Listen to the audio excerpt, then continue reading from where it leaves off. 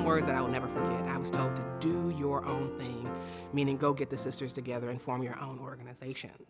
And she said, I was disappointed, but I felt called to do this work, and that's exactly what she did.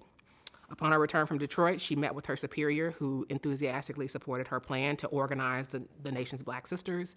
They got the support of the bishop, who also agreed to write a letter. And then she drafted a letter to be sent to all of the leaders of the congregations of women across the country. And she asked for them, if they have any Black sisters, to send them to a week-long gathering that was going to take place in August of 1968. And just to give you a sense of how important this meeting was, it's a watershed moment. Never before in the history of female religious life in the United States or anywhere in the Atlantic world had Black sisters come together on a national stage to discuss for themselves their trials and tribulations within the church and to protest racism in the church. And I would even say it's an international stage because there are two representatives from the newly independent nations of Uganda and Kenya who had been studying in the United States, who had received word of the meeting and had come and said that they wanted to participate. And so there is a Pan-African reach. There are also Black sisters who are coming from the Caribbean as well, who are participating, who are a part of that. And in many ways, it was a spiritual awakening for them.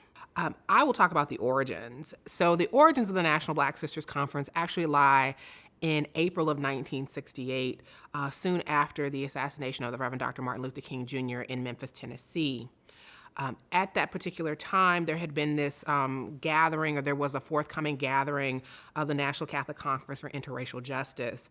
And as a part of the organization for that conference, there had been a letter circulated by Father Herman Porter, who was a diocesan priest from Rockford, Illinois, who wanted to bring together the nation's Black priests to discuss for themselves their place in the ongoing Black freedom struggle. When Dr. King is assassinated, we all know the story of the rebellions that begin to take place in various cities across the nation for people who come out into the streets and mourn the death and the murder, quite frankly, of Dr. King. At this time, in seminaries and convents across the country, Dr. King's assassination sparks outrage, mourning, but unfortunately, in many white communities, open celebrations of his death. And this also happened in communities, Catholic communities, in seminaries and beyond.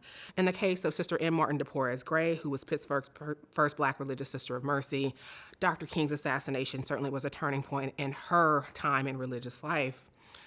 She talks about sort of that moment, sort of just moving around the convent, sort of being, feeling uneasy. And quite frankly, for the first time, she felt unsafe. But it was in that moment after King's assassination and after the attack on her in the community that Mother Thomas Aquinas Carroll says, you know what, whatever I can do to help you. And she asks her the question, what do you want to do for your people? How can I help you do the work that you want to do and you feel called to do within this community? And she said, I didn't know. And then 3 days later, there was a knock and there was a Black priest visiting Pittsburgh. And he was Father John LeBove, who was an SVD priest. He had sort of spent some time traveling and ministering in Pittsburgh and had visited back after King's assassination. And she said, I spoke with him a lot about sort of the Black freedom struggle, what it meant to be who I was in that particular community. And he told me that the priests were gathering in Detroit, she said that the bros were caucusing, the brothers were caucusing, and that they were going to do something for their church and address racism in the church. So at the meeting, she's there. She's there with several priests. There are about 70 priests of the nation's 170 so who are there, who are coming together to decide for themselves their place within the emerging Black revolution, if you will. And initially, she was not invited into the room. So she was there. A brother was there, Joe Davis, and there was a white Catholic priest, Dan Mallett, who had been involved in the civil rights movement in Chicago. They had all been barred from entering into the room because the meeting was primarily for Black priests, not even the seminarians, not the brothers. It's interesting in that moment where they decide to sort of form a caucus, Patty Gray speaks up. She said, even though I was designated an unofficial observer, I was not supposed to speak. She was very uneasy about the fact that these men were only talking about men. And she said, well, what about the sisters? There are probably more Black sisters than there are priests, and you're going to need Black sisters if this is going to be your push for power within the church. And she said, I was able to convince some of the men, but eventually I was sort of asked, and I asked to become a member of the caucus. And she said there were a couple who were very adamant that I not become a part of this. And she said they decided to take a vote.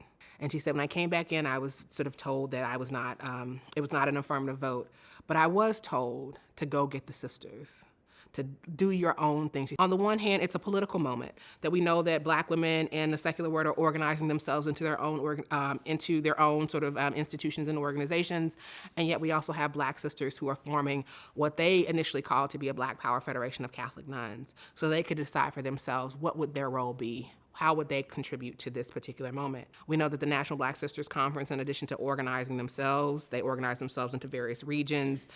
They begin to lead anti-racism workshops. They protest. They participate in marches. They picket archdioceses that are setting to close Black Catholic schools, particularly Catholic schools in inner city communities, but also in predominantly African-American communities. They, in many ways, sort of do the whole gamut, if you will, of sort of activism in this particular moment. And what's also critical to them is that what they want to do is to stop the exodus, what they recognize as an ongoing exodus of Black sisters from religious life in particular. So it's an interesting moment. In many ways, they become very noisy in the church. It's an important moment. And they also work with the priest, even though they themselves, Patty Gray, had been rejected. It's an important moment, too, at these meetings. They're educational moments. They provide curriculums to all the teachers so they can go and not simply sort of teach Negro history or Black history as it was then, Negro history as it was then known, but to be able to fully incorporate sort of the stories and the lives of African Americans in all of their curriculums. There are also these opportunities for men and women to preach for the first time, to remember that the first and earliest generations of Black priests were not assigned to African American parishes. So this becomes an opportunity for them to preach for the first time. Sometimes their homilies are going on for 2 and 3 hours to experiment with new kinds of preaching in this sort of age of Vatican II and the liberalizing reforms. In many ways, it's just a beautiful moment of people beginning to realize their full potentials that unfortunately had been denied in this moment. So the National Black Sisters Conference is one of these important organizations that emerges after the Second Vatican Council. And I would also say it was an organization that is probably responsible for the survival of so many vocations of Black women during this time. And it's critically important to tell. The other thing that I do want to mention too is, in addition to doing all of the work with regard to sort of racial justice reform within the church, and in many ways leading the way with regard to that, they are also very much, like so many of their other peers, invested in going back to preserve and to investigate and preserve their foremothers' history in the church. One of the earliest things that they want to do is they want to go back. What were the stories of the women that came before us, not only in the Black orders, but those who had been members of sort of white communities in this moment?